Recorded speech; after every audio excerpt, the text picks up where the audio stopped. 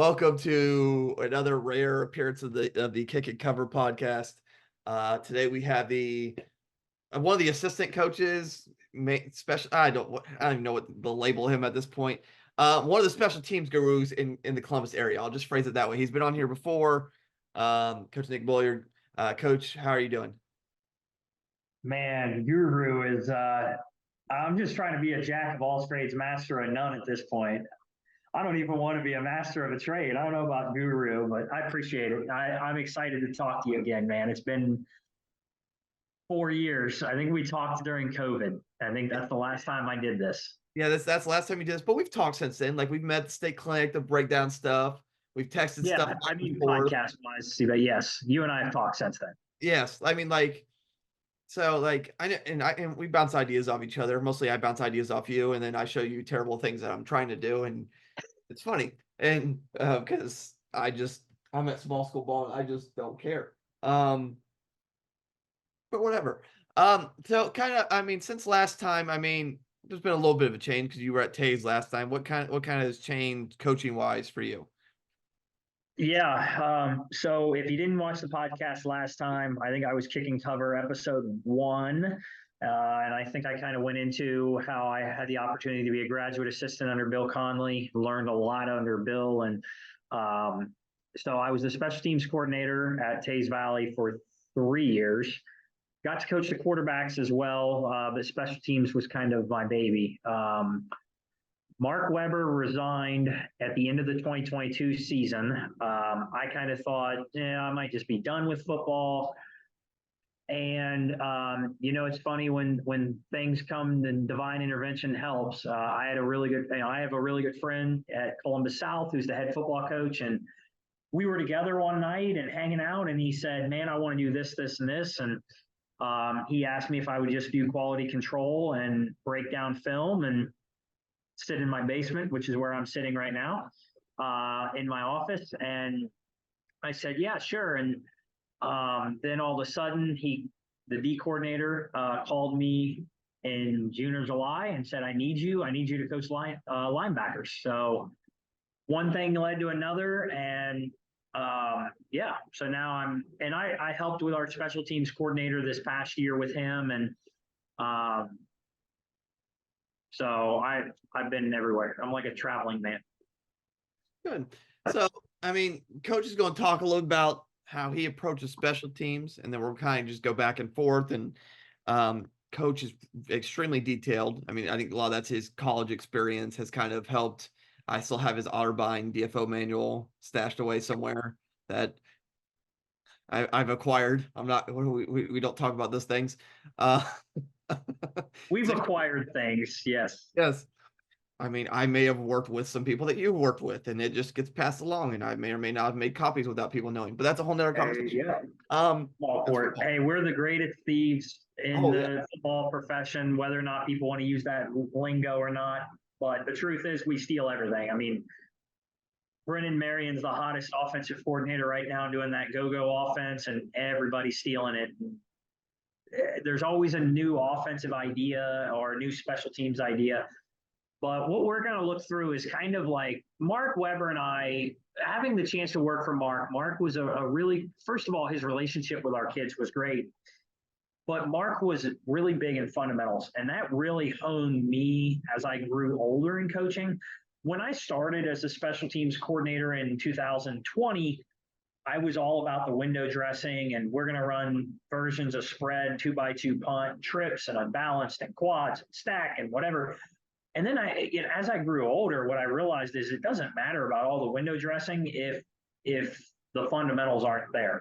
And so this is something that Mark and I talked about, and I give a lot of credit to him for this because our playbook at the time was like 200 pages on Google Slides, and it was okay. Not all the kids are going to read all 200 pages. Actually, probably nobody's going to read the 200 pages, including the coaches.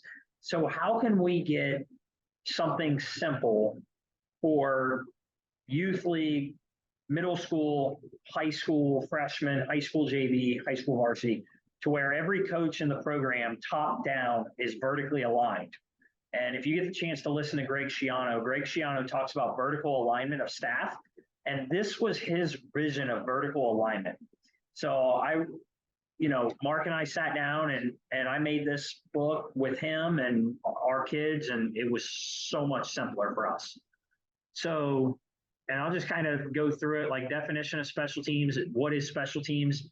I took this from Pepe Pearson, who was the special teams coordinator at Ohio Dominican when I was there.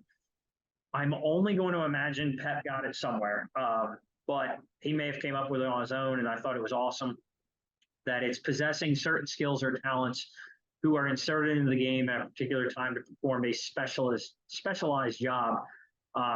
And that's the thing is, as a special teams coach, you get to know everybody. You get to coach the linemen.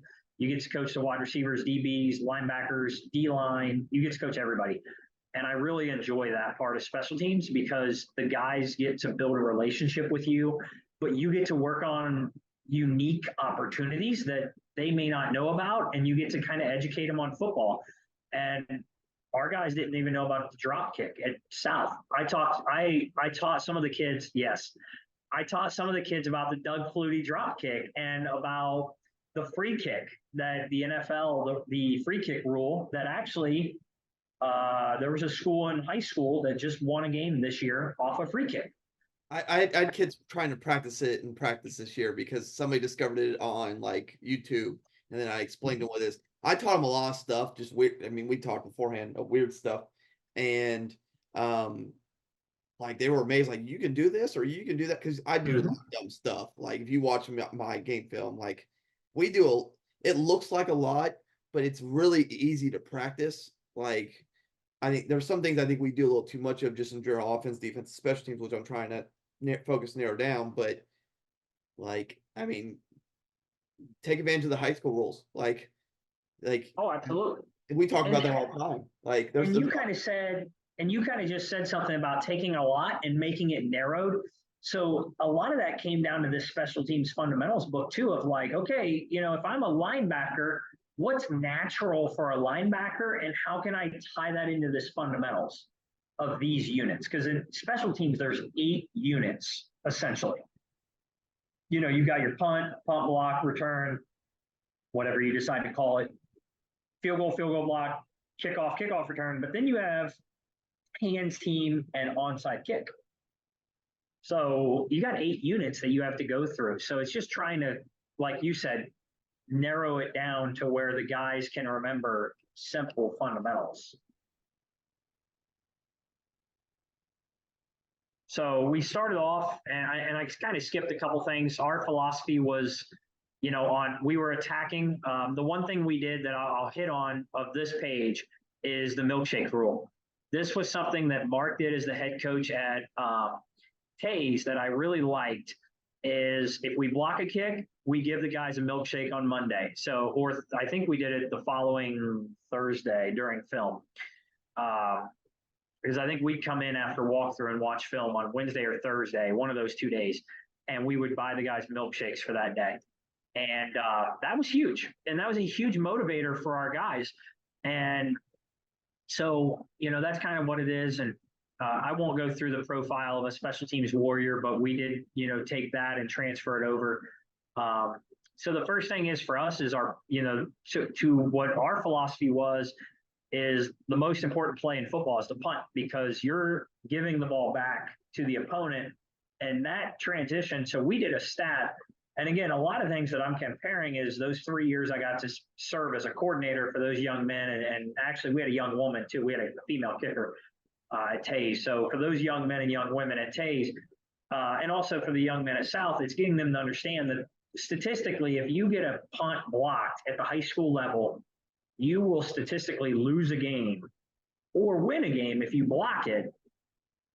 I mean, it's exponential. It was actually pretty close to 100 at Tays when Mark was there. And I know for South, when we had a punt blocked, it was statistically, the game is against us now because the momentum shift. So that's why punt was the first thing we talked about. And we ran what I call Shields punt. And I think this is a little hard to see, so I'll zoom in a little bit.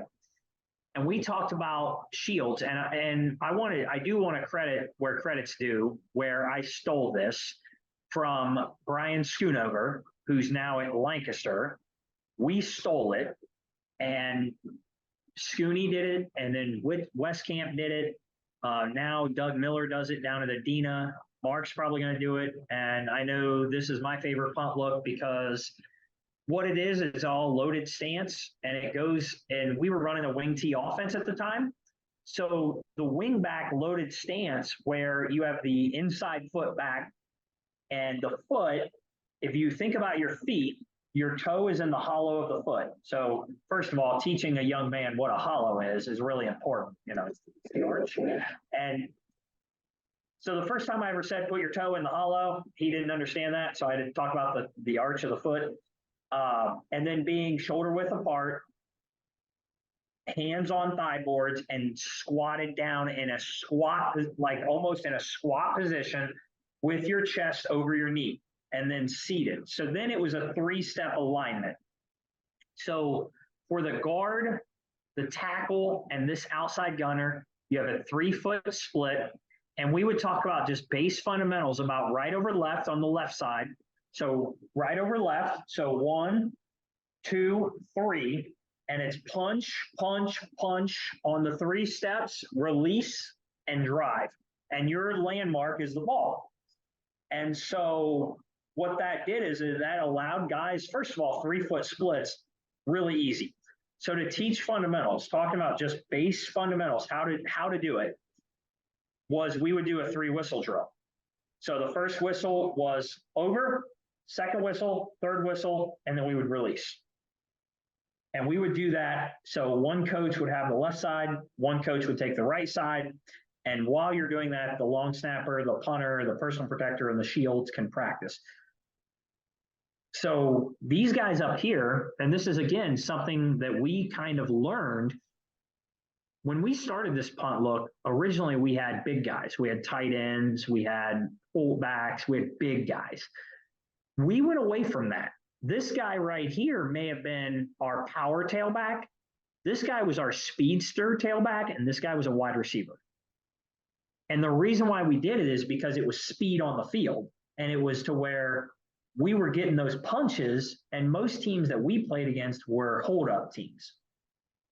So we would do the punches and release. Now, these two guys were fullbacks, middle linebackers. This guy happened to be our backup quarterback, but Matt is a big body. He's a big, strong guy, and now he's playing baseball at Marietta. And he was the best baseball player we ever. I mean, his ERA his senior year was like below 1. It was wicked. I don't want to say it was a 0.5, but it's pretty close. And his job was to take, and the reason why this guy had to be smart is because he has to bounce around and pick your overload. So again, IDing is easy to where this has A gap, A, B, C, D. And we had, in 3 years of running this punt, 2 blocks, and both were Watkins Memorial. Tip of the hat to Coach Waters over there at Watkins Memorial. Thank you. He was the only one that did it in 3 years. So I think, actually, I might be wrong. I think Lancaster under Coach Carpenter may have blocked a kick out of this formation, but that's still a really good number. If you look at maybe 3 blocks in the span of 3 years, that's pretty good. So the biggest thing was, again, go back to fundamentals and just getting these guys to understand this is something you already do as a wing back with this stance. This is 1, 2, 3, drive for 5. That's easy. And then release. Well, that's your bench press, right? We bench press in the weight room, so that's easy. And I don't know if you've ever seen the difference makers that you guys can shoot. I have 4 of them. So again, it's something that you can take in January in the weight room. It's simple things but it's coaching them the details, and it's letting them understand that we didn't do anything sophisticated, and it was easy to install. And we did it in individual periods by position. And we were great. And even we got the tight ends involved here. We took a couple of our fast O-linemen here. I think our center that year was really fast, so we put him here to where he could fill up and plug up the A-gaps. So we did it by offensive individual. And that way, offensive coaches, you're required. And now, what's the O-line coach doing, by the way? What's the other most important play? Field goal. So special teams individual, he's taking, because his guys better ace field goal. They have to ace the field goal test. But the wide receivers, the DBs or wide receivers, the running backs, the wing backs, the fullbacks, even your quarterbacks, they're going to be on punt because your quarterback can sit here and be first on protector because it's not very often he's going to take a shot. He's most likely taking an edge rusher, and that guy's really far. When you go 3 foot, 3 foot, 3 foot, this is way out here. Yeah. So that's kind of what we did it. And, just kind of going through the special teams, like the fundamentals book. I mean, we did do lanes. I know I drew up here, like, when we released to lanes, but in a game situation, obviously this is not how we ended up. Find ball, get ball. And then, I mean, again, it was fundamentals. What is the technique? It was a 3-step progression. And then we identified who does what. So who's doing what? And then that kind of helps. So like I talked about the left side, by the way. So the right side is opposite, where left foot's back. So it's left over right, right, left, release. So it'd be left, right, left, go. Yeah. And then we included drills to how to do it. So that's what the punt team looked like.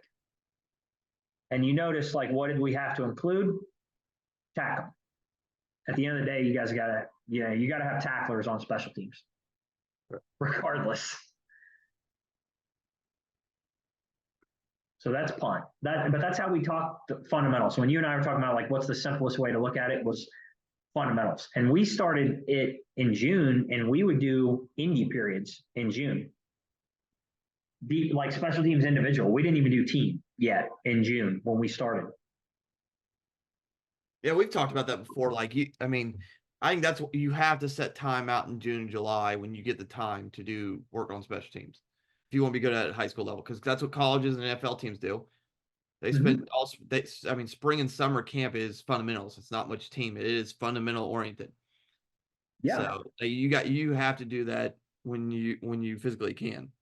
And so I viewed Mark and I think George kind of sees this way too, at Columbus South, and George gets it with special teams being so important because the game can flip on a dime, and Yates understands that at South, that the game can flip on special teams.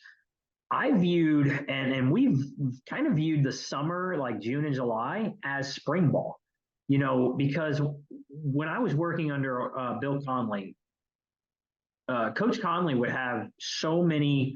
He did not want to see the scheme stuff, and as much as he wanted to see drills, he wanted to see you coach technique. He wanted to see fundamentals. He wanted to see all those little things. And he would always talk about, if you do the little things, the big things take care of themselves. And that was so crucial to where we would do blocking stations. We would do kickoff return stations. I was a graduate assistant with him after the kick six. So what did we do that following spring? Field goal cover. Yep. The kick six. So it was the kick six drill. So Auburn beats Alabama in, what was that, November of 2013? Sounds right. 13, 14, somewhere in there. 13. And then that spring, we were doing the kick cover drill. Long field goal, how do you release? It totally changed the game. 100%. It totally changed the game. And teaching guys how to block a field goal, but then also have a returner deep. And those are little details that we can teach in June and July as high school coaches. And I think this past year, or this coming year, wasn't it like the end of May? I think was the new rule, like the end of May-ish, last week of May. Does that sound right? Something like that? Yeah. So, however many, but getting the other thing, before I forget, talking about fundamentals, every day before practice, we would do what's called pre-practice. And that was huge. So we would have, make sure you have your returners every day. That was And by the way, we changed how we did that too. So we changed how we did punt. So we would take that 10-minute block, and on Tuesdays was defensive day. So on Tuesdays we would do field goal, and we would set up our returners, and we did a drill where they would put like a towel or something underneath to catch with the biceps. That way they could catch it in with our returners. And then that was with our punter. Our punters would go through, and if we knew,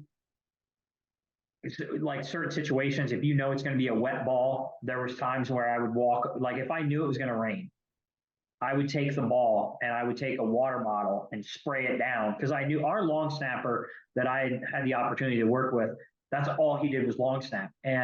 But it taught him how to grip the ball with a wet ball, even though we're on turf and it was hot that day. So nice lesson though, for him. And we would do that. And then what we would do, and you and I were talking about punters earlier, we would work on 3 returners and make the punter punt right, punt left, punt middle during pre-practice for 5 minutes. Yeah. And that's how we also worked his technique. And we talk about hips on rails. Yeah. Hips on rails to where you punt the ball, and wherever your hips go, ball goes. And you are the railroader, so that'll be an easy translation. Yeah, I might overdo the railroading and the rail thing too much. The kids are almost sick of it, so it's like. But our town, the problem is our town's really proud of it, because I mean we were a rail town for a long time. We were a railroad museum. I think we're like one of like 3 schools in the country that mascots like railroaders. Like, yeah, and at South, it's like teaching like a bulldog. What's a bulldog? And having that dogs of war mentality and having that tough mentality. Our defensive coordinator, his mentality is 11:30. 11 of the ball, 3 and out. So he wants 11 of the ball, he wants 3 and out. So 11:30. And so we talk about that when it comes to punt, when it comes to kickoff. We want 11 men to the ball, and we want it to be less than a first down. We want them to, when they punt return, we want less than a half of a first down. We want 5 yards or less. With kickoff, we were shooting for a first down and less. We were shooting for 10 or less. Ideally, it's going to be like 15. So, but you don't want 20, because that's 2 first downs that they've already picked up on you. And if they're returning the ball from, and then we also talk about DSA. I got off the fundamental track. Sorry. You're fine. Hell, that's how these podcasts go. So like, and at least your mascot's at least unique too. Like, I joke. I have a friend group that we joke about, like, because we have several of them apply for jobs, because they're assistants and other things. And when I was an assistant, I would apply for jobs, and like, to me, colors and school mascot matter a little bit. Like, because you want to be able to create cool gear and stuff for and graphics for your kids. We have, and Yates does an amazing job. The graphics for our guys, the uniforms. We had 2 helmets this year. We had a white and a blue or black. We have blue jerseys, black jerseys, white jerseys. We have black bottoms, blue bottoms, gray bottoms, white bottoms. Black helmets, white helmets. So our guys are spoiled, and he has the Nike swoosh, all that, and so our SHS is really cool, and so it's just getting those guys to buy in, and again, it's getting excitement. And the other thing is going to special teams about excitement.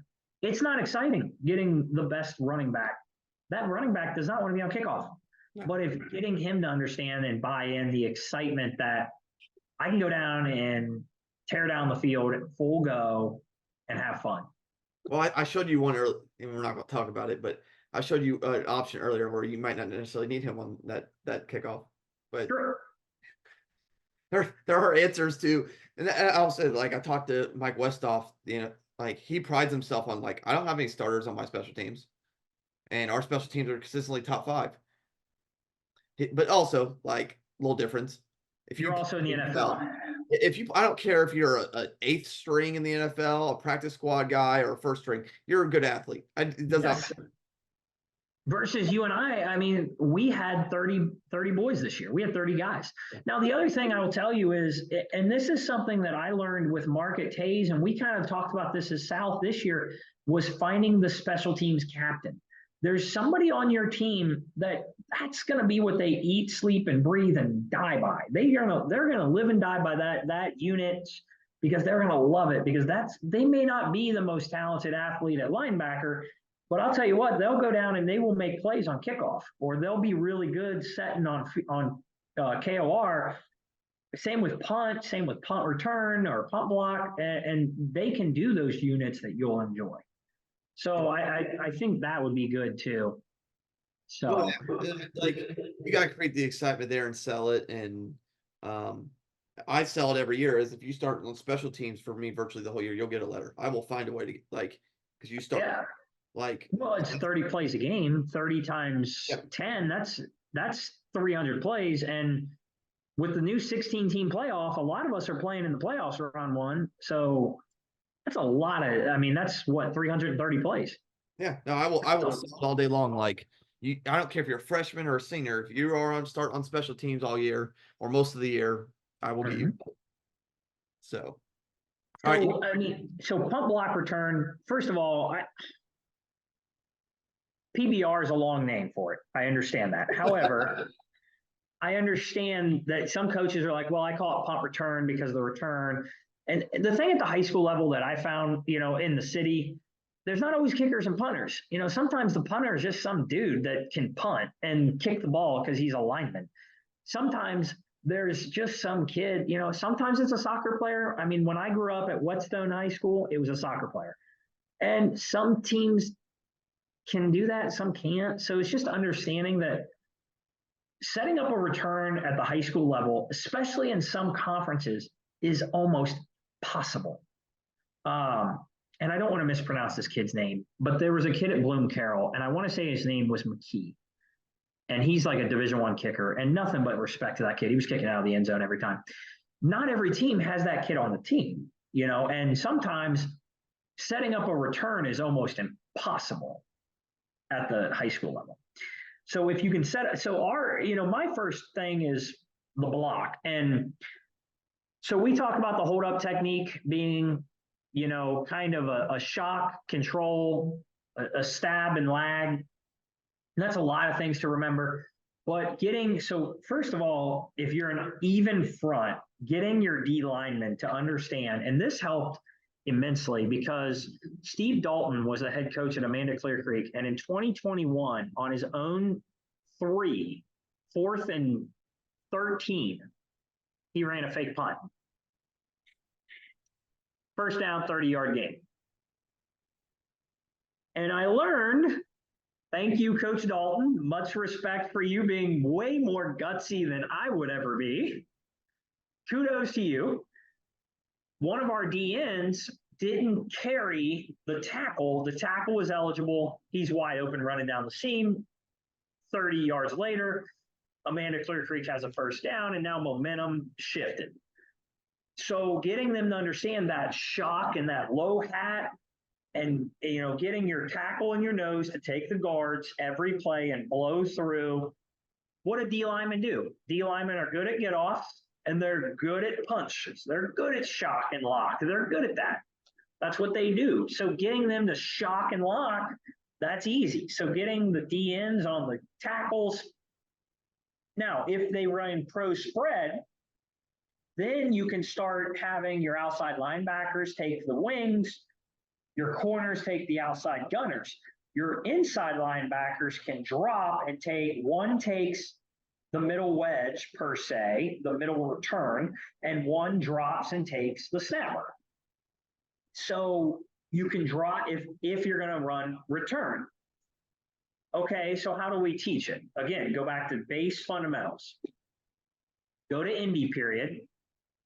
Essentially, cornerbacks and safeties, what are you essentially doing? Man coverage, cover zero. Don't let them on the inside. shock them, grab the tricep, grab the hip, and take them outside. Doesn't that sound like man coverage? Take them out, take them outside. So we're doing man coverage for 10 minutes.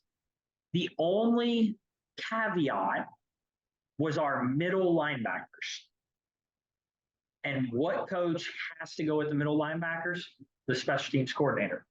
The D-line coach can teach get-offs and shock and lock all day long. That's easy for him. He does that. That's 10 minutes. He doesn't know. I mean, the other thing is sell to the assistant coaches.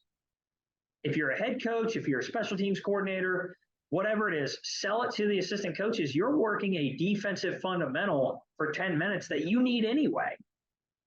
DB's coach, don't you need man coverage? Don't you need to teach how to, because let's face it, teams get cute when they go 2x2 and they see you manning up, they're going to cross. They might try to cross you. Well, what do you do with switch routes as a defensive coordinator? You might in and out it where you switch, So it's just teaching guys simple things that, again, translate. You have to translate their position to special teams. And we would translate DBs to taking a gunner. Now, if they're in a tight formation, now we're getting a little caveat. We're getting a little different because think about, nub tight ends, stuff like that. So alignments change, but essentially, has your corner ever played against a nub tight end? Maybe he blitzes on that one. I don't know. It depends on your defensive personnel. I understand that. So whatever your defensive philosophy there is if he's a nub, send him and then let the outside linebacker take the tight end, the outside, if it's double tight. Yeah. Now, if it's a double tight, double wing, they have a wing sitting there. But if they're double tight with 3 bulls, you can send your corners. You can do that if that's what your defense normally does. So trying to transition defensive verbiage and defensive technique to punt block and punt return made it so much smoother. The only caveat in June and July was doing block stations. Now, this is a very old photo, but being from Columbus, Ohio, if I don't show Ohio State doing something good against Michigan, I would be scrutinized. So this is Ohio State making a very good play against the team up north. Has not been recent, but you're welcome, Ohio State fans. So that's kind of how we do it or how we've done it and how I've done it. And again, it's just alignment, assignment, and the block. And so we talked as a linebackers coach this year, I talked a lot about Casker, and kudos to Alan Moore at Wittenberg and Joe Nemeth at Wittenberg for teaching me this. What's your call? What's your alignment? What's your stance? What's your key? What's your eyes and what's your responsibility? So Casker, same thing for linebackers.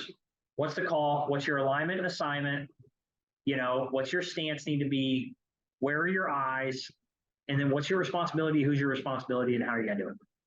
So it was just getting the guys to understand simple things and transitioning linebackers to punt return or to punt block. And then for your returners, obviously that's a little different, but ball security is job security. The ball's the program, and ball security is job security, yours and mine. If you fumble the ball a lot as a punt returner, good chance you're going to lose your job and good chance I might lose mine. So, so we talk about fundamentals, and I don't remember I know where I got the picture, but I don't remember the name of this running back for the Browns. Oh. You're a Browns guy. I don't know. No, I'm not. Don't even insult me. But I reckon I can't remember his name. And I'll get scrutinized for that later, but I don't really care. So that's kind of how we did teaching fundamentals for punt block return. And again, it was punt return or punt block, however you want to call it. I think I just called it PBR. It's so much easier to let the D-line coach D-line technique. And then you're not in June and July, you're working fundamentals, and you start throwing in you start kind of dropping the breadcrumbs. And then late July, we would do camp days, and that's when you can start doing your scheme. So you could do whole part whole, to where you show the playbook, then you do your individual parts, and you come back and do, because in June, you can do a 30-minute special teams window. You're not losing time by doing 30 minutes of special teams on an offensive day in June. But you're losing time if you're not doing any special teams until August, because now you're behind. Because there are some teams where special teams is an afterthought, and you can really exploit them. Yeah. So if you want to do 5 minutes of, hey, this is what the whole picture looks like for punt block against our look or against the most common look in your league, 5 minutes, walk through, this is how we're going to align, and then we break into individual and then come back, you can do it that way. And then one day, maybe you do middle return, the next week you decide to do block, whatever your specialties is. Yeah. That depends on the philosophy of the head coach. You are a head coach, so yours is different. Yeah, we've already talked about my philosophy, and it's a little more aggressive and eccentric than yours. Whatever you want, man. Yeah. Well, my philosophy at small school ball is drastically different than if I was at like Olentangy. Like your philosophy needs to adapt to your community, your kids, your league. Yes.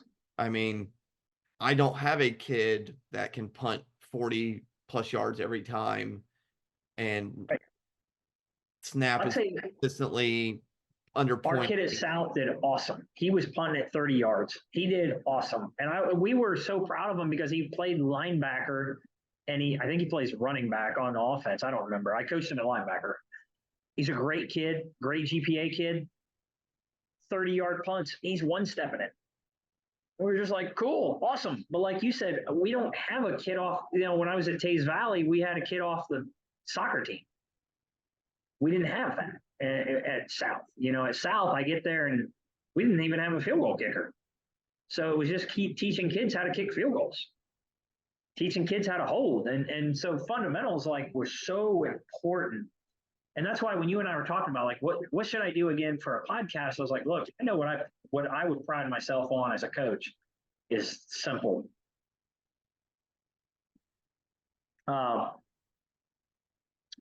This is funny going into this unit, because the only level that does kickoff anymore is high school varsity. Yeah. JV doesn't even have to do it, doesn't do it anymore. Well, for a year they took away punt for middle school overall. Like there was 1 year where you could literally, both coaches agreed, you just automatic 35 yards. That's still a rule. No, they took away this year. Oh, they did? Because our JV, I think our JV, I thought did that, but maybe that's not. We do that because our middle school had to actually install punt because they took it away. Okay, well that's good. With the middle school coaches, if you have a middle school, because I get it. Like I'm coaching in the inner city right now. We don't have a middle school football team. It's not like that. But I do have the experience of that because I do get that. And with middle school coaches, what we would do was we would say, okay, I get it. You don't want to burn kickoff time. But we don't want you running sprints either. We don't want you lining up running gassers anymore. We don't want you lining up and doing that. So do kickoff drills as your conditioning. Instead of burning, because listen, a middle school football coach wants to do that 10 minutes anyway of running, and we got to get our boys in shape and we got to get our young men in shape. And I get that and I understand that. But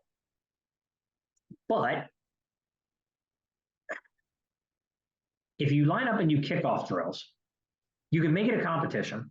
They're doing football. They're doing technique. And you can still make it competition between them of who gets down there the fastest. They can do tackling down there. They can do all those things. And for kickoff, you got to run 40 yards. It's not, so going into kickoff, understanding for your freshman, JV, middle school, yeah, I get it. Middle school coach is going to say, well, I'm not going to do kickoff drills. Well, okay, but parents are tired of watching their kids run gassers. Here's my difference is we don't do any conditioning. I eliminated all conditioning. Like I'm full feed the cats. So there was one game where I thought we were gas this year, and that's because I was an idiot and spent the first 2 defensive drives just blitzkrieging our opponent. That's why we got tired. Every other game, I never thought once like we were massively exhausted at any point. No, I think if you condition correctly with good tempo at practice, or if you have a good practice tempo, then you'll be fine. If you're slow, you're methodical, you're trying to, you're getting a playoff every 2 minutes in offensive time or whatever, then you're going to have a conditioning issue. So I think this is, again, a way to keep guys active at the middle school level. And that was kind of the first thing with kickoff fundamentals, was starting at that level. And I've had some disagreements with guys I like and they were our middle school coaches when I was coaching at Tays. And at South, it's different because we don't have middle school. But so we don't have to worry about it as much because our freshmen, our JV, and our varsity all do it together anyway. So at the city level, they're all learning it. Getting them to understand takeoffs and exploding through is really important. We talked about who's on what side. So we had what we called a shark or 2 sharks on the kickoff unit, but the technique was evade. I got away from the word avoid. And the reason I got away from the word avoid is because nothing in football is avoiding. When you talk about evading the rush, or you talk about evading the offensive line or evading you know what I mean? Like, we don't use the word avoid anywhere. We do use the word shock and throw. We use that on defense, and we do talk about tackling open field tacklers. So what's it all go back to? Your defensive coaches using their own lingo that they can spit back out to the guys. The only caveat of kickoff at all was getting guys to understand the shark. They would have to evade, and instead of shock and throw, they knife. And that was it. Other than that, everyone else is evade, shock and throw, and open field tackle. And getting them to do that fundamental. And we would work on, so what we would do is we would do mini field during June and July, to where DBs, outside linebackers, inside linebackers, you pretty much know where guys are going to be, right? I mean, you all have to be really good tacklers to be on kickoff. You typically will want your faster guys on the outside, your bigger guys on the inside. But nowadays, with man returns and nobody's running middle wedge anymore, nowadays, you can just have, okay, well, I did too, so don't feel bad. Okay, don't feel bad, I did it too. But if you're playing a middle wedge team, then you can put Mike linebackers there, right? So let's say you decide, well, we're not going to have Mike linebackers. So what should Mike linebackers do during this individual time? Punt return, because that's a weird technique. What's your O lineman doing? Well, this is defense. So they're probably doing field goal block. And they're probably installing muddle huddle or just teaching get-offs for field goal block if that's what your D-line coach wants to do.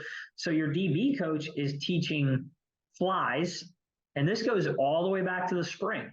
When you run sprints, are you doing it in your kickoff stance? So I like the kickoff stance of the wide receiver stance, with your heel being elevated at the half-yard line. So that would make it the 35.5-yard line. And the front of your foot is on the 36, your front foot. Your back foot is at the 35.5. And then again, it's in a wide receiver stance. Simple.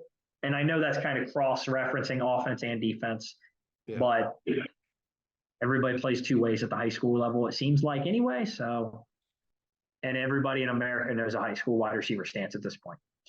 Hopefully. Well, yeah. The one thing I want to, okay, so how many turf fields do you play on?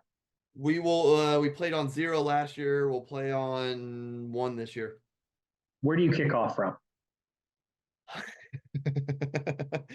Okay, middle. Where do you put the ball? Typically middle, but we can go Okay. off. You know me. I do, and there's a reason I'm asking that. When I was coaching at Tays Valley, there was one grass field. Coaching at Columbus South, we played on turf twice all season until the playoffs. We played Archbishop Carroll, which was a beautiful stadium, beautiful turf field. And we played at Dayton Welcome Stadium to play it at Dayton Belmont. Well, you guys are doing some driving this year. We had a good time. Yeah, we were on the road a lot, so we enjoyed that. But everybody else is on grass. And if you've ever been at Independence High School, Independence has a very big crest. Their crest, the crown of their field is a little higher. So my point is, when you play on grass, think about your kickoff for your kickoff team. Where should your kicker not be aligning? On the left, unless they're left-footed. Yes. Why? Because they're running up the hill. So we had to make an adjustment this year at South because Independence's field was a little slick because I think it had rained, or it was just a little, I think it had rained that day, and it was just a little slicker, and we had to move the ball, and we kicked off in the middle most of the field, or we kicked off at that, I think the left hash, because our field, the way it crowned and all that, and we moved it to the right hash. And our kicker, the first time he did it, when he went running down the hill, he thought, I ran faster. And I went, I know. That's because you were down the hill. And so it was getting him to carry that momentum through. Yeah.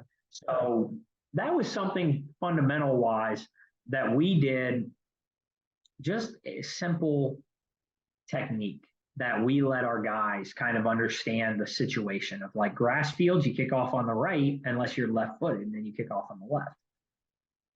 You can kick off in the middle depending on how you align. We had a lineman kicker this year at South. So he didn't, my Sean did not have to go very far, staggered off the ball, so he could kick off from the middle of the field, because my Sean was he's a great kid, and he could just toe bash it. So he could be right behind the ball. He was fine. So, and our fundamental drills, like once we did drill days, so we would do individual days and then we would do drill days in the summer. And drill days, you do your normal tube drill that everybody in America has seen by this point in time. There's nothing, that's not a secret anymore. That everybody does tube drill. What we would do, we would circuit it. And so this was a good way to get guys to understand their job. And again, whole, part, whole, alignment, and then part, and then come back for the whole. Because in education, that's what we're taught. We're taught small group is better than big group. Right. So you need to bring that classroom mentality onto the football field. The detail about the hill, not the hill. Because I've never thought about that before. At the end of the day, I think a lot of high school coaches don't think about the crest of the field and the way it does. The reason that I caught it, I think I was doing a Zoom call in 2020 with Pete Limbo. And I want to say it was either coach in college football, yep. Yeah, and either him or what was the Dallas kicker 20 years ago? Benoli, something, I don't remember his name. Yeah, anyway. I can picture the face. I just don't remember the name.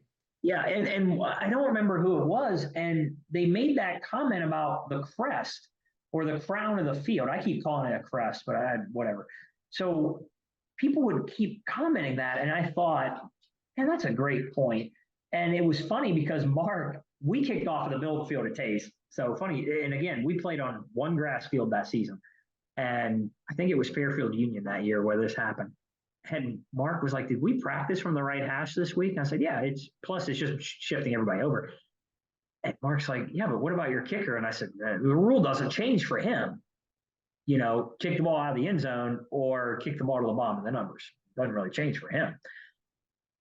And so that was kind of a unique to get that attitude transition of understanding that turf fields are literally flat because it's on concrete. Yep. And then grass fields are not. And keep in mind, oh yeah, by the way, I don't remember what grass field this was. And if I did, I would not say it. Sprinkler systems and holes that might be in grass fields, if it's in the middle of the field, because the middle of the field is the most used for soccer, you may have issues of where your kicker aligns because of soccer. And that was something else, and I don't remember what the school is, and if I did remember, I wouldn't want to say it anyway. And the middle of the field was torched. Well, you could say that probably about half of schools that have to play football and soccer on the field, same field. A lot of times Especially in October. Yeah, like it's not great. I'm not saying some of them do a good job, but a lot of them do not play on the same field. That's why those schools that are able to separate them or that have turf are great because you don't have to worry about destroying a field. Right. And I will tell you, like, Eastmore Academy has a gorgeous grass field in Columbus. It literally looks like turf. And we didn't play there this year. And South keeps really good care of our field, which is great. So, man, we ran middle wedge at Taze Valley. This is, again, Taze Valley stuff and South stuff because I kind of just got the South this year. And so what going into who does what is, the front line, we typically did. First of all, I learned a lesson. Thank you so much to Terry Holbert and other coaches that can do onside kicks and make the front line botch it. So we learned, because if you don't listen, you learn the hard way. And we learned that the front line, regardless, has to have hands. Yes. So we ran a 5-2-2-2. And the front line had to have hands, regardless. And the stance was a baseball stance. And a lot of times guys would be like, okay, so because in baseball, it was, do I want to hunch over like I'm getting the ground ball or am I in my alignment stance? So it was getting them to understand you're aligned in baseball that way and your knuckles are down, just like it is at shortstop, third base, second base. I don't know if first base lines up like that or not. So getting them to understand that. We did a middle wedge return. You don't have to do a middle wedge return. But it was getting them to understand the alignment and also their assignment of how far back to drop, where to drop, how to take, if they were in man-to-man, how to take the man, and again, going into man coverage, transitioning kickoff return to defense. And a lot of times defense translates to special teams better.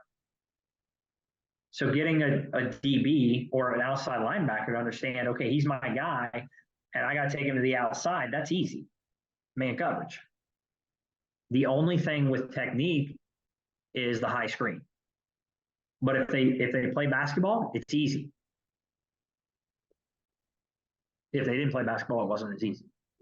Yeah. So that's kind of how we did it. And again, drill-wise, we would divide and conquer. We typically would kind of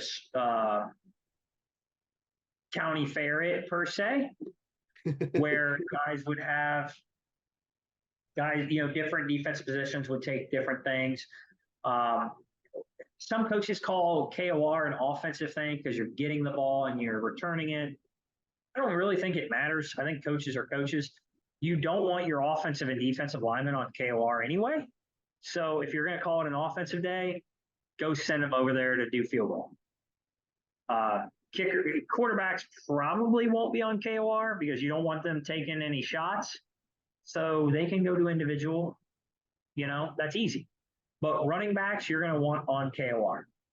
You're going to want your fullbacks and tight ends on the front line with maybe, again, a fast lineman if you got one who has hands. And again, thinking about a kid at Taze that we had, Landon played catcher for baseball. he was our center for football. He was our center on middle return because he was smart. He could align everybody. He could move everybody, and he had hands. We had a kid named Hayden who was a tight end, fullback, H-back kind of guy, middle linebacker.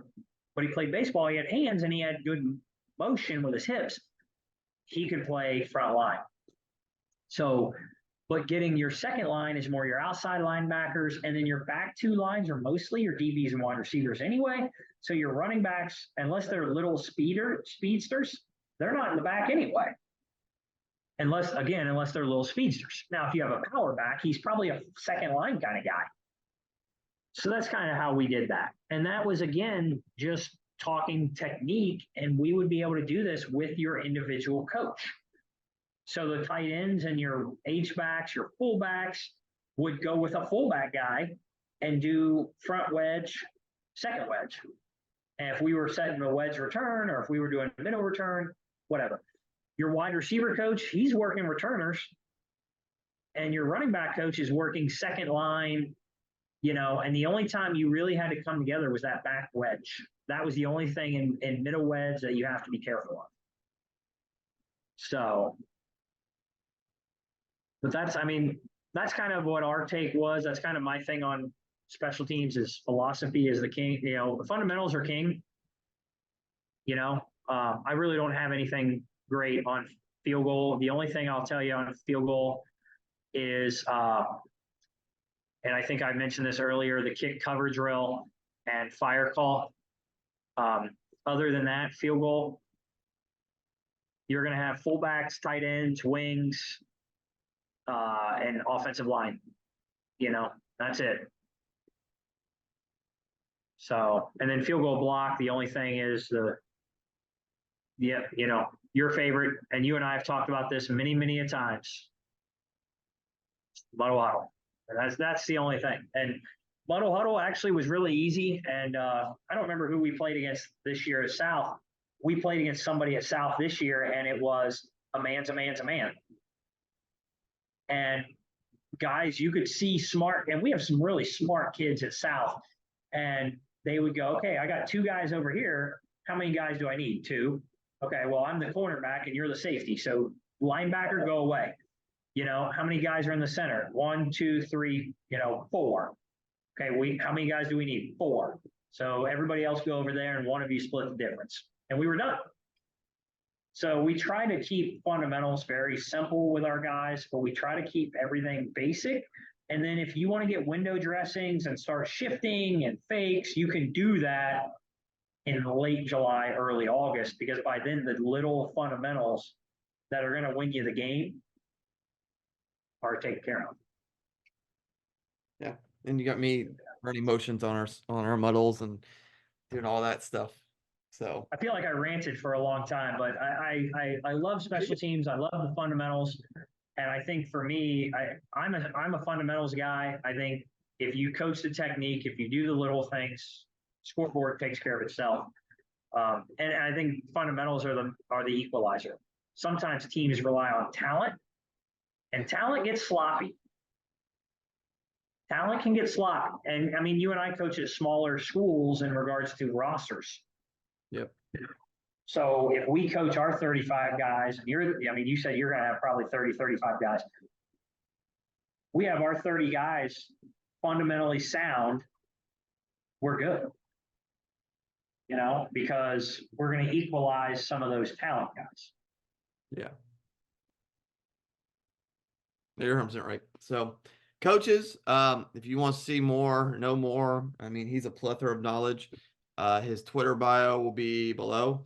Yep. You can also check out his first video, which is somewhere. Just look at the Google. If you want to find the video, there's the link to the Google sheet in the bio, and you just click on podcast, scroll down to Kick and Cover. It's like episode 1 or 2. I don't remember which one it is off the top of my head. I think it's 1. Think so. Yeah, I want to say it's 1. You can also see his face again in the intro and the outro. Otherwise, like, share, subscribe, all that lovely jazz, so people can find it. Otherwise, that's another episode of the Kick and Cover podcast. Yeah, and Coach, thanks to you for having me again, and for all the coaches that stayed on and watched and listened to me rant. Appreciate you and what you're doing for our young men. Football is the greatest team game in America, and we need great coaches to teach young men. And so, thank you to you, Coach, and to all you coaches.